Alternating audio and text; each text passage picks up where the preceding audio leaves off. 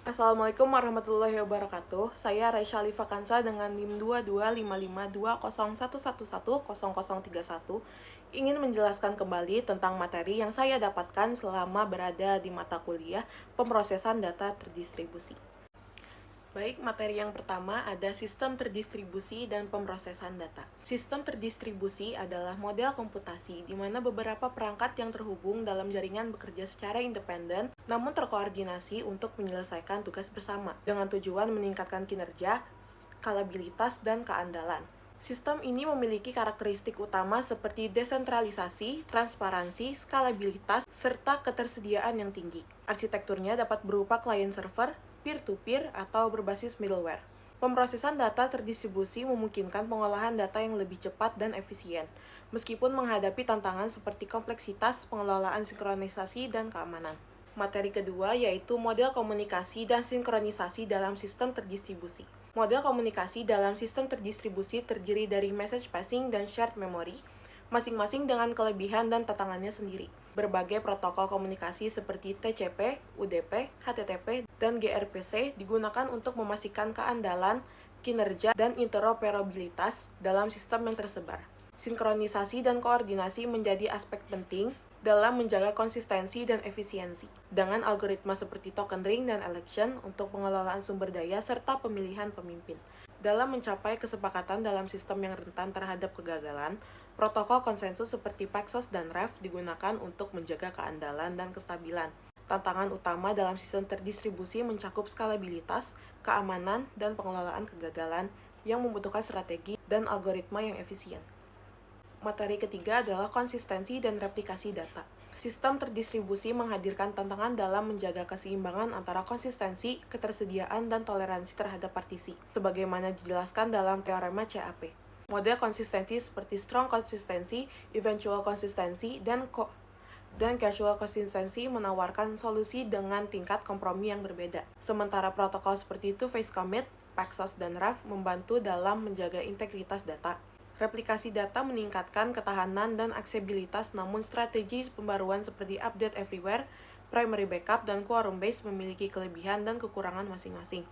Dengan memahami berbagai pendekatan ini, sistem terdistribusi dapat dirancang untuk memenuhi kebutuhan spesifik dalam berbagai aplikasi, dari basis data hingga layanan basis cloud.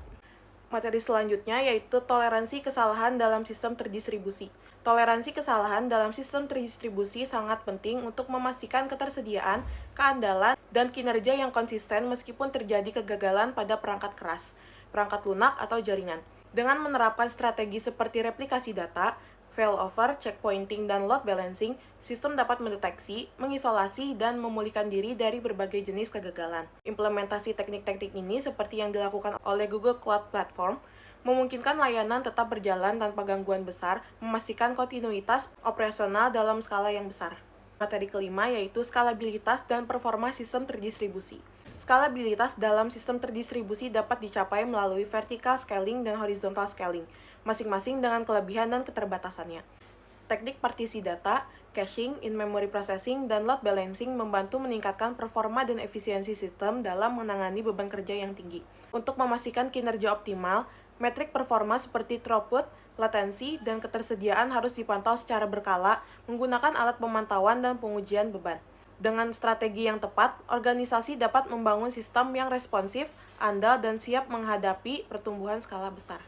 Selanjutnya, ada sistem file terdistribusi. Sistem file terdistribusi memungkinkan akses, penyimpanan, dan manajemen data secara efisien dengan arsitektur berbasis client-server atau cluster. Protokol seperti NFS dan SMB digunakan untuk akses file, sementara metadata dan caching dioptimalkan untuk kinerja dan konsistensi. Replikasi dan partisi data memastikan ketersediaan serta toleransi terhadap kegagalan. Implementasi seperti Google File System dan Hadoop Distributed File System menunjukkan bagaimana sistem ini dapat menangani skala besar dengan efisiensi tinggi, menjadikannya solusi andal untuk kebutuhan data modern. Materi selanjutnya yaitu pemrosesan data paralel dan MapReduce. Pemrosesan data paralel memungkinkan pengolahan data dalam skala besar dengan efisiensi tinggi melalui teknik seperti MapReduce. Hadoop MapReduce membagi tugas ke dalam fungsi map dan reduce untuk mengelola data secara terdistribusi, sementara Apache Spark menawarkan peningkatan kecepatan dengan pemrosesan in-memory. Hadoop unggul dalam pemrosesan batch yang scalable dan toleran terhadap kesalahan, sedangkan Spark lebih fleksibel untuk pemrosesan real-time dan iteratif. Dengan optimasi seperti partisi data, caching, dan menggunakan combiner, performa sistem dapat ditingkatkan untuk memenuhi berbagai kebutuhan analisis data modern. Materi ke-8 ada sistem database terdistribusi. Pemrosesan data terdistribusi memungkinkan pembagian tugas di antara banyak komputer untuk meningkatkan efisiensi, skalabilitas, dan keandalan sistem. Dengan arsitektur yang dapat berupa terpusat, tersebar, atau hybrid, sistem ini memanfaatkan teknik seperti MapReduce, cloud computing, dan cluster computing untuk menangani data besar dan tugas kompleks. Keuntungan utama meliputi kecepatan pemrosesan tinggi, toleransi kesalahan, dan efisiensi biaya, meskipun tantangan seperti sinkronisasi, keamanan, dan biaya operasional tetap menjadi perhatian. Implementasi nyata dapat ditemukan dalam analisis big data, penelitian ilmiah, dan berbagai aplikasi industri yang memerlukan pengolahan data dalam skala yang besar. Materi ke-9 ada keamanan dalam sistem terdistribusi. Keamanan dalam sistem terdistribusi menjadi krusial karena data dan aplikasi tersebar di berbagai lokasi, meningkatkan risiko ancaman. Aspek utama yang harus diperhatikan meliputi kerahasiaan, integritas, ketersediaan, autentikasi, dan otorisasi. Teknik enkripsi protokol autentikasi seperti Kerberos dan OAuth 2.0, serta mekanisme otorisasi seperti RBAC dan ABAC digunakan untuk melindungi data dan akses. Keamanan komunikasi diperkuatkan dengan SSL, TLS, dan VPN, sementara deteksi serta pencegahan intrusi dilakukan melalui IDS dan IPS. Manajemen identitas dan akses juga berperan penting dalam mengatur hak pengguna dan memastikan kepatuhan terhadap kebijakan keamanan.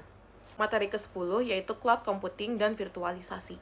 Cloud computing menyediakan sumber daya komputasi berbasis internet dalam 3 bentuk utama, IaaS, PaaS, dan SaaS, yang memungkinkan efisiensi dan skalabilitas tanpa memerlukan infrastruktur fisik. Dengan arsitektur berbasis virtualisasi, baik hypervisor maupun kontainer, cloud dapat mengoptimalkan sumber daya dan penjadwalan secara dinamis. Orkestrasi dengan alat seperti Kubernetes serta fitur autoscaling memastikan layanan tetap andal dan hemat biaya. Studi kasus seperti Netflix dengan AWS, Spotify dengan GCP, menunjukkan bagaimana cloud computing mendukung pertumbuhan bisnis global dengan fleksibilitas, efisiensi operasional, serta kemampuan inovasi yang lebih besar.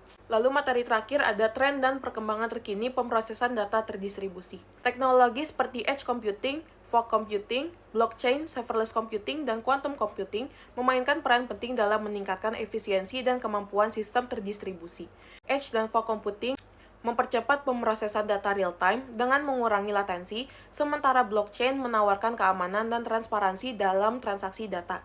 Serverless computing menyediakan skalabilitas otomatis seperti biaya efisien, dan quantum computing menjanjikan solusi cepat untuk masalah komputasi kompleks. Selain itu, green computing berfokus pada pengurangan konsumsi energi dalam sistem terdistribusi, mengurangi dampak lingkungan dan biaya operasional. Semua teknologi ini semakin memperkaya penerapan pemrosesan terdistribusi dalam berbagai sektor. Baik, itu saja yang dapat saya sampaikan. Wassalamualaikum warahmatullahi wabarakatuh.